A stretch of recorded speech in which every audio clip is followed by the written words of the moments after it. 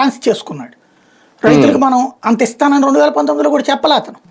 ఇస్తానన్నది నా 5 ఏళ్లలో 50,000 ఇస్తానన్నాడు. దానికి తగ్గట్టుగా ప్రిపేర్ చేసుకున్నాడు.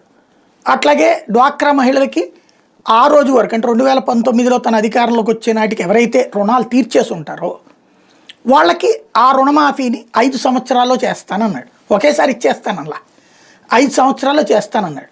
తద్వారా ఆ రోజున ఇలా రుణాలు తీర్చేసినటువంటి డ్వాక్రా మహిళలు ఎవరైతే ఉన్నారో 2019 నాటికి వాళ్ళందరి డబ్బులు ఎంతో కనుక్కుని, అంటే ఒకరికి 10 లక్షలు వస్తుంది గ్రూప్కి, ఒక గ్రూప్కి 20 లక్షలు వస్తే ఒక గ్రూప్కి 30 లక్షలు వస్తుంది.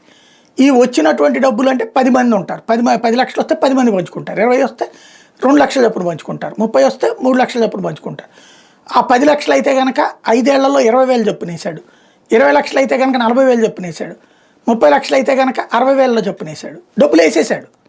అక్కడ ఎక్కడ ఈ డ్రామా లేదు, హై డ్రామా లేదు, ఏమీ లే. ఓ సబ్బెట్టే ఓడు బటన్ నొక్కడానికి ఆ తర్వాత వారం 10 రోజుల్లో లేకపోతే మ్యాక్సిమం 15 రోజుల్లో పడిపోయాయి డబ్బులు, వెళ్ళిపోయినాయి 5 ఏళ్ల పాటు.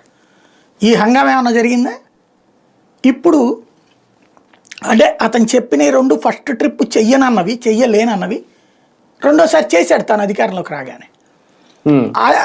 ఆ 2014లో చెయ్యలేకపోయినటువంటిది ఈ ట్రిప్పు చేస్తాం మేము చెప్తే గనక మాట నన్ను నమ్మరేమో, మా అబ్బాయిని నమ్మరేమో,